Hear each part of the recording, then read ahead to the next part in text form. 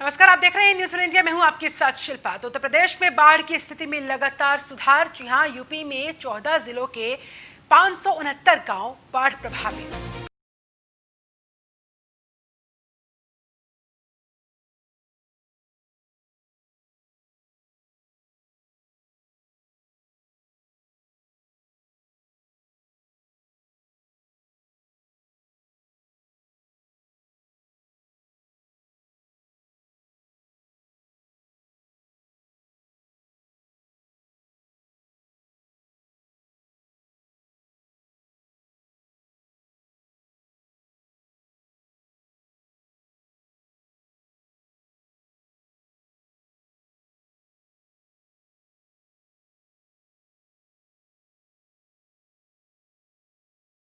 आलोक मालवीय हमारे साथ संवाददाता प्रयागराज से लाइव जुड़े हुए हैं, उनका रुख करते हैं।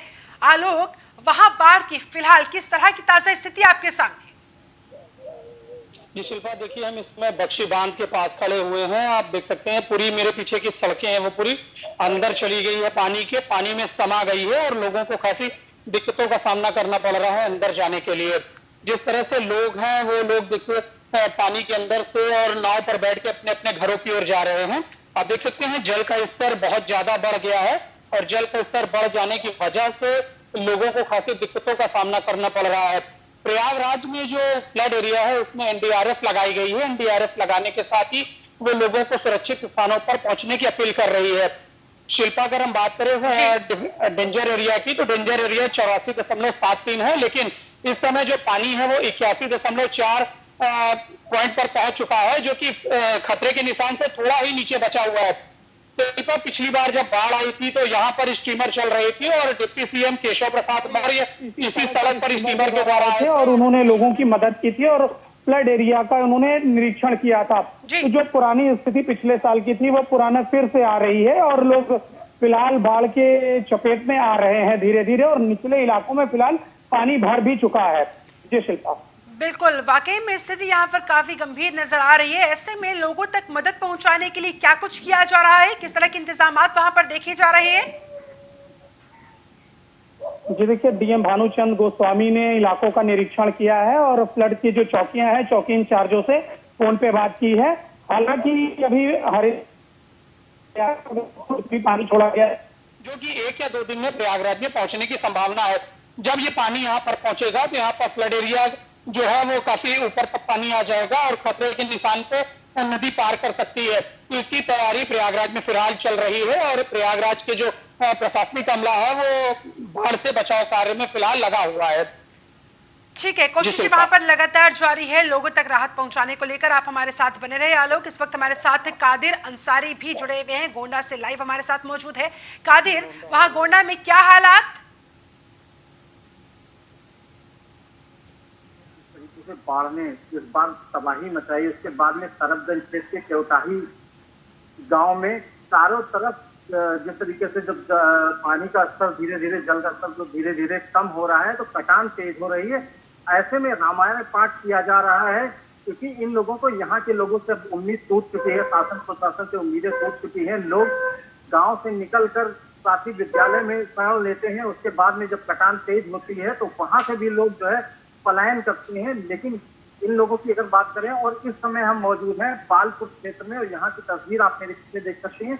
यहाँ पे चारों तरफ सैकड़ों हेक्टेयर लोगों की फसलें जो है डूब चुकी हैं, जलमग्न हो चुकी हैं। लोगों के जो आशियाने थे, जो छप्पर खा के लोग रह रहे थे, वो भी पूरी तरीके से जलमग्न हो गए। और यहाँ पर चारों तरफ जो बाढ़ का पानी था वो तबाही मचाया। उसके बाद में जिस तरीके से जलस्तर अब कम हुआ है, कम होने के बाद में लोगों को अभी तक कोई मदद नहीं मिल पाई। ऐसे में शासन स्तर पर, प्रशासनिक स्तर पर क्या किसी तरह की कोई मदद लोगों तक नहीं पहुंचाई गई? और क्या आपकी वहां पर संबंधित अधिकारियों से बात हुई है? कब तक मदद पहुंचाई जाएगी? गांव वाले वहां पर परेशान हैं, तमाम लोग जिनके घर वहां पर डूब गए हैं उनका हाल बेहाल है।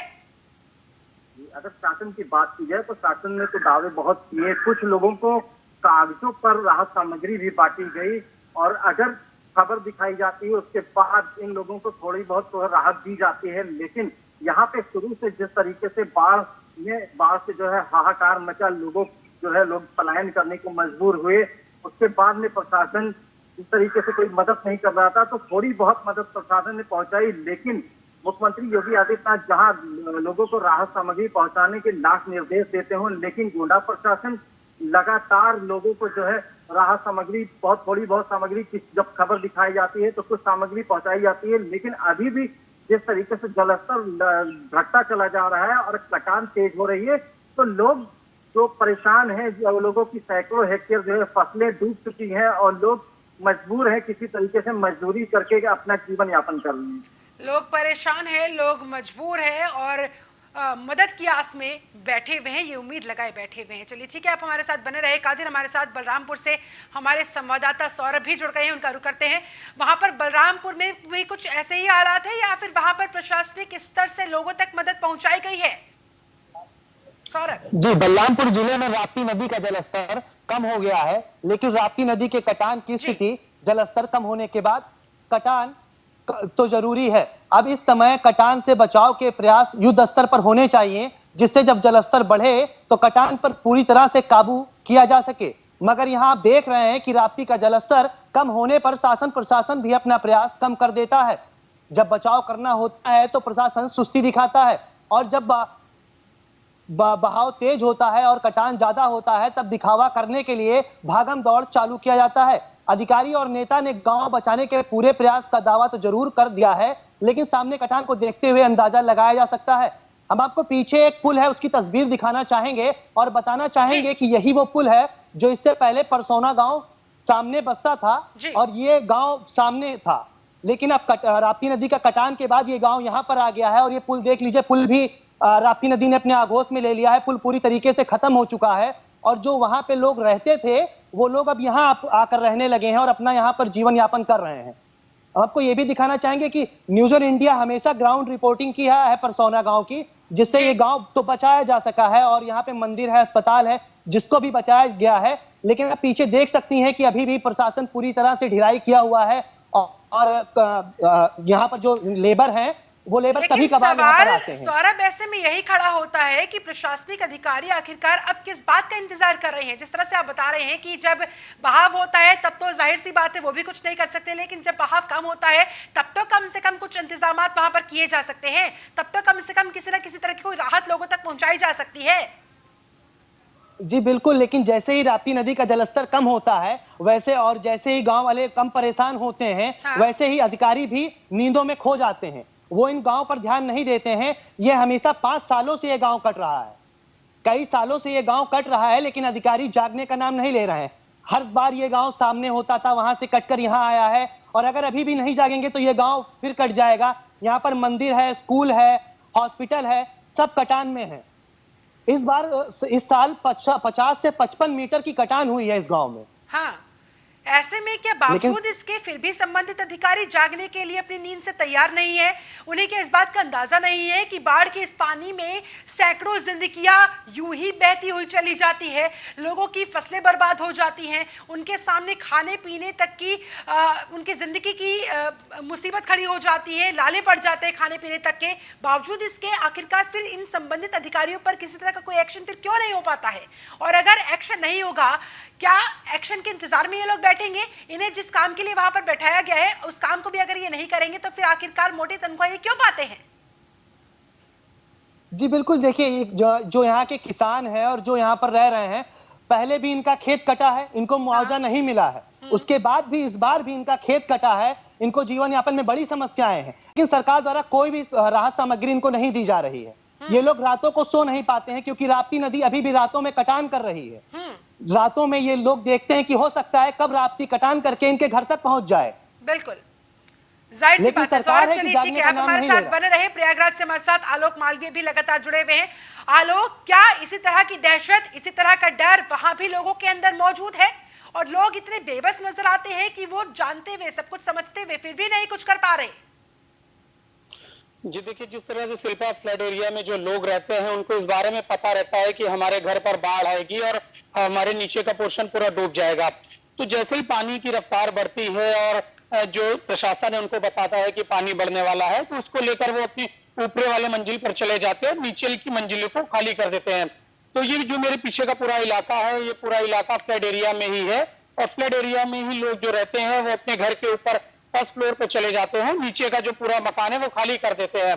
जो पानी वहां पर आता है फ्लड एरिया में और उसके अंदर आता है, तो उसके बाद वो ऊपर वाली मंजिल से नाव के द्वारा सफर करते हैं और इन्हीं लोगों का रेस्क्यू ऑपरेशन करके इन्हें निकाला जाता है। प्रशासन इनका ही मदद करती है। जो ये इलाका है, ये छोटा बघाड़ा का इलाका बोला जाता है। टेम्परेरी अरेंजमेंट से नतीजे बदलते नहीं हैं और ये तस्वीरें भी कुछ इसी तरह से कहती है। चलिए ठीक है सौरभ, आप हमारे साथ बने हुए थे, आपका बहुत बहुत शुक्रिया इस पूरी जानकारी को, इन तस्वीरों को हम तक पहुंचाने के लिए। आलोक, आप हमारे साथ बने रहे, कादिर अंसारी आप भी हमारे साथ बने रहे, आगे भी आपसे बातचीत जारी रखेंगे। वहीं कानपुर में भी बाढ़ का खतरा मंडरा रहा है और बैराज से गेट भी खोल दिए गए हैं, जिससे पानी का बहाव अब और तेज हो गया है। प्रशासन की पूरी कोशिश है कि गंगा किनारे रहने वाले लोगों को कोई दिक्कत ना हो। तस्वीरें आपके सामने, कानपुर से तस्वीरें सामने आई है। बैराज के दरवाजे खोल दिए गए हैं। ऐसे में जाहिर तौर पर दरवाजे खुलने के बाद बहाव और अधिक तेज हो गया है और जाहिर तौर पर फिर कानपुर में भी बाढ़ का खतरा अब मंडराता हुआ नजर आ रहा है। गंगा किनारे रहने वाले लोगों की परेशानी बढ़ गई है, उनकी चिंताएं बढ़ गई है। उन्हें अब इस बात का डर सता रहा है कि कहीं बाढ़ का पानी उन तक, उनके घरों तक भी ना पहुंच जाए। वहीं कानपुर से हमारे संवाददाता रामजी शर्मा की सबसे पहले ये रिपोर्ट देखिए। बिहार में आई बाढ़ के बाद कानपुर में भी बाढ़ का खतरा मंडराने लगा है। ऐसे में गंगा के किनारे रहने वाले लोगों को चेतावनी दी गई है और उनको अलर्ट किया गया है कि बहाव तेज हो रहा है, क्योंकि डैम जो यहाँ पर 1 गज़ से ज़्यादा है उनको खोल दिया गया, पानी का बहाव तेज हो गया है। सुरक्षा की दृष्टि से सभी को चेतावनी दी गई है। मैं आपको दिखाना चाहूँगा, आप देख सकते हैं कि जो डैम खोले गए हैं गंगा बैराज के, उससे गंगा का जो बहाव है वो काफ़ी तेज़ हो गया है। ऐसे में एक सवाल यह भी सामने उठ रहा है कि जो चेतावनी बिंदु है उसके कुछ पॉइंट पहले ही गंगा का पानी पहुंच चुका है। इस वजह से जिला प्रशासन ने बैराज में बनी 2 चौकियां जो नवाबगंज क्षेत्र में आती है और कोना क्षेत्र में, उन सभी चौकी इंचार्ज व सिपाहियों को भी अलर्ट किया गया है कि गांव पर जाएं और देखिए अगर गांव का बहुत तेज़ हो रहा है या गंगा का पानी पहुंच रहा है तो उनको सुरक्षित स्थान पर पहुँचाया जा सके। ऐसे में बैराज में लोग की भीड़ भी आ रही है और यहाँ पर गंगा का जो बहाव है तेज़ है उसको देखने के लिए लोग यहाँ पहुँच रहे हैं। इसके साथ ही जो सिपाही हैं यहाँ पर सुरक्षा की दृष्टि से वो भी यहाँ पर तैनात कर दिए गए हैं। आप देख सकते हैं कैमरे के माध्यम से कि उनको लगाया गया है कि पानी जो बहाव है उसको देखते हुए किसी तरह की कोई समस्या ना हो, गांव वालों को सुरक्षित स्थान पहुँचाया जा सके। ऐसे में सिपाहियों को इसीलिए यहाँ पर तैनात किया गया और जिला प्रशासन इस बार बाढ़ को लेकर कोई भी चूक नहीं चाहता है, क्योंकि बाढ़ की वजह जो नुकसान होता है उसको समय पहले रोका जा सके और जो लोग हैं उनको सुरक्षित स्थान तक पहुंचाया जाए, किसी भी मान हानि या जन हानि ना हो सके। कानपुर से रामजी शर्मा, न्यूज़ 1 इंडिया। और कानपुर से इस वक्त हमारे साथ संवाददाता रामजी शर्मा खुद जुड़े हुए हैं, लाइव हमारे साथ मौजूद है। उनका रुख करते हुए राम जी, आपने ये रिपोर्ट दिखाई, आपने जमीनी हकीकत दर्शकों तक पहुंचाई। अभी फिलहाल वहां पर क्या ताजा हालात और अभी इस रिपोर्ट के दिखाए जाने के बाद क्या कुछ वहां पर इंतजामों में तेजी आई है? क्या वहां पर लोगों को राहत पहुंचाने के लिए, मदद पहुंचाने के लिए कोशिशें तेज हुई है? जी बिल्कुल बता दे जाए, जो बैराज जो टैंक है जो 1 गज़ से ज्यादा है उनको खोल दिया गया। पानी का बहाव जो है वो काफी तेज है। ऐसे में सवाल ये उठता है कि जो बैराज या गंगा किनारे जो लोग अपना आशियाना बना के रह रहे हैं, झोपड़ी लगा रह रहे हैं, उनके घर में पानी ना पहुंचे, उन पानी को पहुंचने से पहले उनके पलायन ना करे या खाने पीने की समस्या और रहने की दिक्कत हो। ऐसी स्थिति में जो जिला प्रशासन है उन्होंने संबंधित जो चौकी, यहाँ 2 चौकी है, गंगा बैराज चौकी पहुंची है, कोना क्षेत्र में चौकी पहुंची है। दोनों ही जगहों जो सिपाही है या चौकी इंचार्ज उनको साफ तौर से दिशा निर्देश दिए गए हैं कि वो गांव में जाएं और वहां देखे कहाँ पे जो पानी है, जो बैराज के जो टैंक छोड़ा गया, पानी कहाँ तक अंदर आ रहा है और कहाँ से किन लोगों को सबसे पहले सुरक्षित स्थान पहुंचाया जा सकता है। इसके लिए कैंप लगाने के दिशा निर्देश जारी किए, जिससे कैंप लगाया जा सके, क्योंकि कहीं ना कहीं देखा जा रहा है कि जो ये कैंप, जो पानी यहाँ छोड़ा गया है, उस पानी की वजह से जो चेतावनी बिंदु है उससे पास तक पानी पहुंचने की उम्मीद जताई जा रही है। बहुत जल्द पानी वहां तक पहुंचेगा और एक जो बाढ़ जैसी स्थिति है उसको रोका जा सके और उसको बाढ़ से निपटने के लिए सारे इंतजाम किए जा सके। हम आपको दिखाएंगे, आप देख सकते हैं हमारे पीछे इस वक्त बारिश हो रही है और बहाव जो है गंगा जी का वो काफी तेज है। ऐसे में जो यहाँ पर रहने वाले लोग हैं उसमें कुछ लोगों को तो यहाँ से बाहर कर दिया गया है, लेकिन जो अन्य लोग गांव में हैं उनको बाहर निकालने की व्यवस्था की जा रही है। जी, व्यवस्थाएं ऐसे में वहां पर फिलहाल अभी और कितने लोग बताए जा रहे हैं जो कि फंसे हुए हैं और जिन्हें बाहर निकाले जाने की आवश्यकता है, जिन तक मदद पहुंचाए जाने की आवश्यकता है? गंगा बैराज के पास यहाँ पर 17 गांव है, ये जहाँ पर जो छोटे छोटे गांव है वहाँ पे लोग रहते हैं। ये सोना क्षेत्र है, नवाबगंज क्षेत्र है, ग्वालपुर क्षेत्र है, तीनों क्षेत्रों को मिलाया जाए 17 गांव है। उस 17 गांव में जो 4 गांव है, चंपापुरवा है या गोवर्धनपुरवा है, ये 2 गांव जो है बिल्कुल हमेशा चेतावनी बिंदु पर रहते हैं। जब भी बाढ़ की स्थिति बनती है या पानी का बहुत ज्यादा होता है तो सबसे पहले गोवर्धनपुरवा और खतरे के चंपापुरवा गांव निशान तक पानी पहुंचने से पहले ये तमाम इंतजामात यहाँ पर कानपुर में पहले ही कर लिए गए हैं। उम्मीद की जानी चाहिए कि इन इंतजामों का असर भी नजर आए। चलिए ठीक है राम जी, आप हमारे साथ बने रहे। आलोक मालवीय भी हमारे साथ जुड़े हुए हैं प्रयागराज से। आलोक, वहां पर प्रयागराज में कितने लोगों को सुरक्षित स्थानों पर पहुंचा दिया गया है और कितने लोग अभी भी ऐसे हैं जो कि खतरे की जद में बने हुए हैं? जी शिल्पा, देखिए प्रयागराज के जो फ्लड एरिया है उस एरिया में पानी बढ़ने लगा है धीरे धीरे, और प्रशासन ने भी लोगों को अलर्ट पे रखा हुआ है। लेकिन अभी लगभग 300 से अधिक लोगों को पुलिस चौकियों पर रखा गया है और ऊपर से लाकर उनको स्कूलों में शरण दी गई है और नए नए जो शरण स्थल है उसे बनाए जा रहे हैं। भानुचंद गोस्वामी जो कि जिलाधिकारी हैं प्रयागराज के, उन्होंने प्रयागराज के फ्लड इलाकों का निरीक्षण किया है। निरीक्षण करने के साथ उन्होंने जो आवश्यक दिशा निर्देश है अपने मातहतों को दिए हैं और जल्द से जल्द इसकी तैयारी पूरी करने के आदेश दिए हैं। शिल्पा, इस समय कोरोना काल चल रहा है। कोरोना काल चलने की वजह से जो फ्लड एरिया में लोग रह रहे हैं उनको खासी दिक्कतों का सामना करना पड़ रहा है, क्योंकि लोग जो है वो मदद के लिए कम आगे आ रहे हैं कोरोना की वजह से। इसलिए दिक्कतों का सामना फिलहाल इन लोगों को करना पड़ रहा है। लेकिन प्रशासन का कहना है कि हम कोरोना की जो नियम है उनको फॉलो करते हुए इन लोगों को बचत करेंगे और इनको फ्लड एरिया से दूर रखेंगे।